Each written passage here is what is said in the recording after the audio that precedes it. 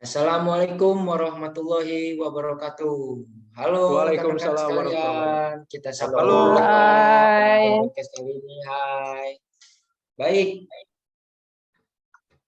rekan-rekan, kita berjumpa kembali pada kesempatan kali ini yaitu untuk melakukan podcast nih. Nah, kami sedang mengadakan podcast, tentunya temanya sangat menarik nih bagi kami ASN. Temanya yaitu bangga berbangsa dan bernegara. Belum kita mulai ke acara lebih lanjut, izinkan saya untuk memperkenalkan diri terlebih dahulu.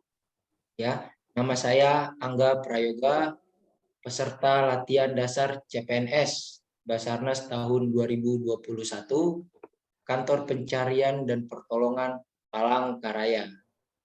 Nah, untuk kali ini saya ditemani oleh 4 narasumber saya yang nantinya akan memperkenalkan diri mereka masing-masing pada sesi mereka. Baik, saya untuk menyapa dulu nih ke narasumber yang pertama, yaitu ke Kak Rian. Halo Kak Rian. Halo Kak Angga. Baik, silakan Kak Rian untuk memperkenalkan diri terlebih dahulu Kak. Baik, terima kasih kepada Kak Angga sebelumnya. Perkenalkan, Ben Kesuma, peserta Latsar CPNS Basarnas, Kantor Pencarian dan Pertolongan kelas B Nias. Baik, kita sapa dulu dong rekan-rekan. Halo Kak Rian. Nah, Halo. sebelum kita ke narasumber, saya ada pertanyaan nih untuk Kak Rian nih. Kak Rian sebagai narasumber pertama nih Kak. Nah, kita nih sebagai CPNS Basarnas nih, ya kan, sebagai ASN nantinya, karena tema yang kita angkat ini adalah bangga berbangsa dan bernegara. Jadi kita nih sebagai ASN, apa sih Kak yang dimaksud tentang wawasan kebangsaan itu? Wawasan kebangsaan yang nantinya akan dijalankan oleh ASN. Untuk Kak Rian saya persilakan. Terima kasih Kak Angga. Benar banget, kita sebagai ASN kita wajib memiliki wawasan tentang kebangsaan. Nah, kita sebagai pemuda milenial memang nggak boleh ketinggalan zaman, apalagi dengan perkembangan teknologi yang semakin pesat pada masa ini. Tapi kita juga nggak boleh lemah sama wawasan kebangsaan. Apa sih wawasan kebangsaan itu? Wawasan kebangsaan itu cara pandang kita sebagai bangsa Indonesia dalam rangka mengelola kehidupan berbangsa dan bernegara yang dilandasi oleh jati diri bangsa atau nation character dan kesadaran terhadap sistem nasional yang bersumber dari Pancasila, Undang-Undang Dasar tahun 1945, NKRI, dan Bhinneka Tunggal Ika. Nah, tadi itu adalah 4 konsensus dasar berbangsa dan bernegara. Yang selanjutnya adalah Negara Kesatuan Republik Indonesia. Tujuan Negara Kesatuan Republik Indonesia dalam sejarahnya dirumuskan dalam sidang periode 2 BPUPKI tanggal 10 sampai 16 Juli 1945 dan selanjutnya disahkan oleh PPKI pada tanggal 18 Agustus 1945. Dan isinya itu adalah yang pertama, melindungi segenap bangsa dan seluruh tumpah darah Indonesia, memajukan kesejahteraan umum, mencerdaskan kehidupan bangsa, dan ikut melaksanakan ketertiban dunia berdasarkan kemerdekaan, perdamaian abadi, dan keadilan sosial. Tujuan NKRI tersebut sekaligus merupakan fungsi negara Indonesia. Nah, begitu Kak Angga.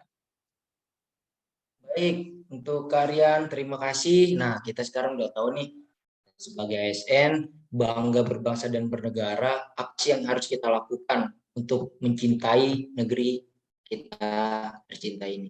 Baik, yang selanjutnya masuk ke narasumber kedua. Nah, setelah kita udah tahap pertama tadi, kita masuk nih ke isu-isu nih.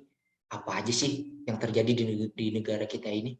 Baik, untuk Kak Elios, saya persilakan untuk perkenalkan diri terlebih dahulu.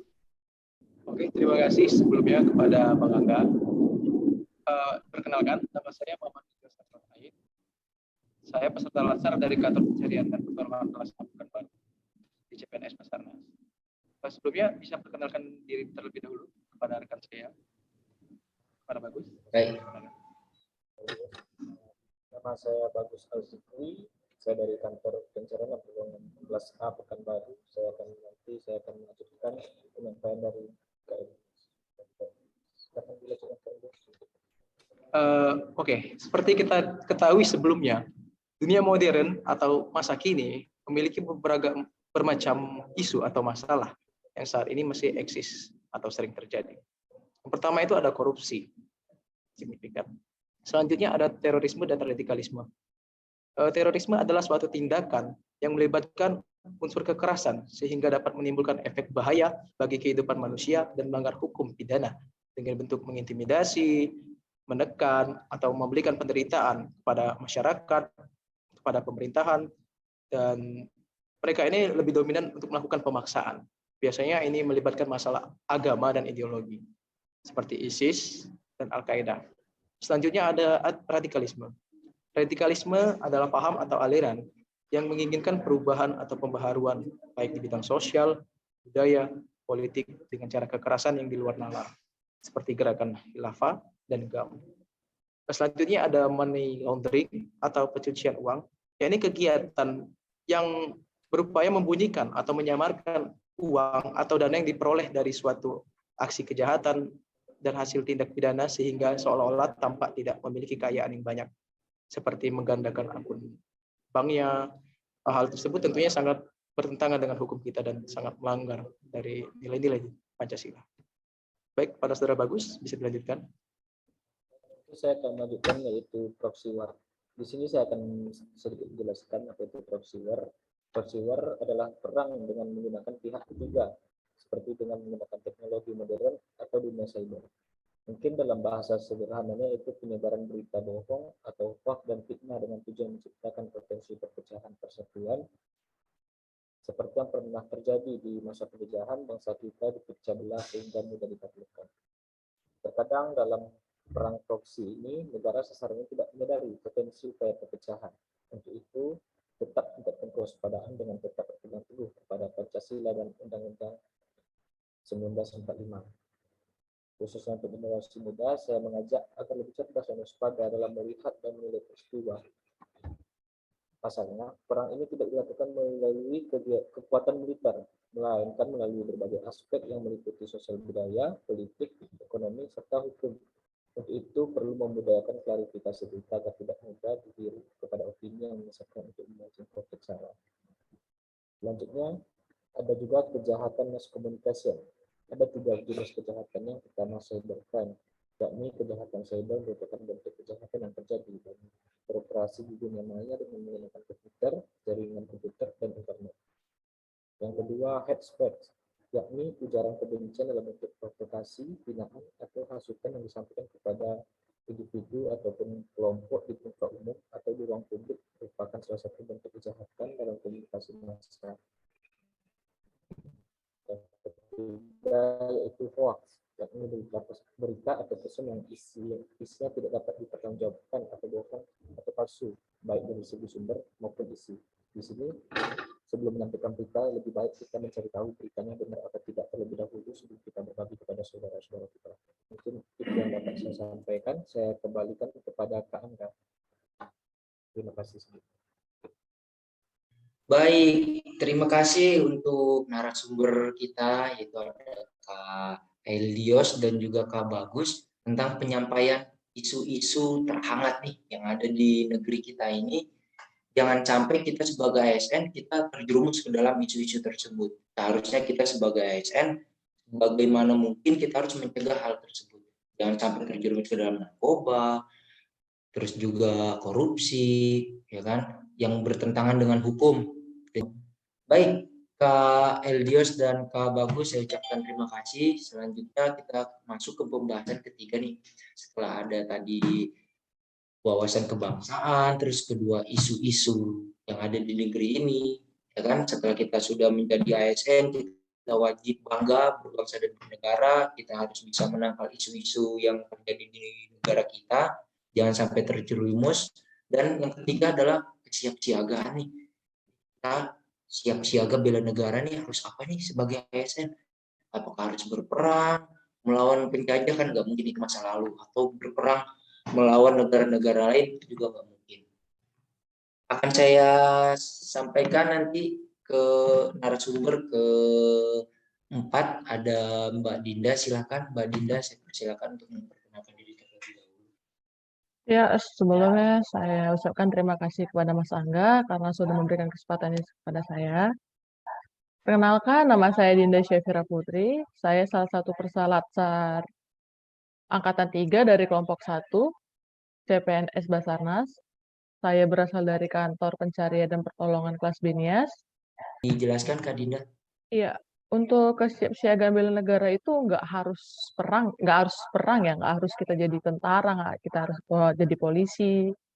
Ya, kesiapsiagaan bela negara itu adalah suatu keadaan siap siaga yang dimiliki oleh seorang baik fisik, mental, maupun sosial dalam menghadapi situasi kerja yang beragam yang dilakukan berdasarkan kebulatan sikap dan tekad secara ikhlas dan sadar disertai kerelaan berkorban sepenuh jiwa, raga yang dilandasi oleh kecintaan terhadap NKRI. Untuk pelatihan kesiapsiagaan sendiri dapat dilakukan dari beberapa hal ya. Salah satunya tanggap dan mau tahu terkait kejadian-kejadian yang ada di bangsa Indonesia, terus tidak mudah terprovokasi, terus nggak mudah percaya dengan hoax, dan untuk melakukan bela negara sendiri itu diperlukan suatu kesadaran bela negara. Dikatakan kesadaran bela negara itu pada hakikatnya adalah kesediaan berbakti pada negara dan kesediaan berkorban membela negara. Kalau bela negara itu nggak harus jadi tentara juga ya. Kita misalnya punya prestasi nih di olahraga ataupun apa, kita bisa mengharumkan nama negara di negara lain, atau dari hal kecil lah, mungkin kita bisa bawa nama daerah dari prestasi kita gitu. Baik, Kak Dinda, terima kasih banyak. Jadi gitu rekan-rekan, kesiapsiagaan bela negara pada yang disampaikan oleh Kak Dinda, dan bekerjalah sebagai ASN yang tanggung jawab, berkontribusi kepada negara, dan menjadi ASN sebagai agen perubahan. Baik, sampai ketemu rekan-rekan di podcast selanjutnya. Halo, sampai ketemu. Ada terakhir nih, kita punya semangat nih, kakak-kakak semua dan para penonton. ASN berakhlak, bela negara. Yes. Bela negara. Oke. NKRI harga Harga mati. Sampai berjumpa.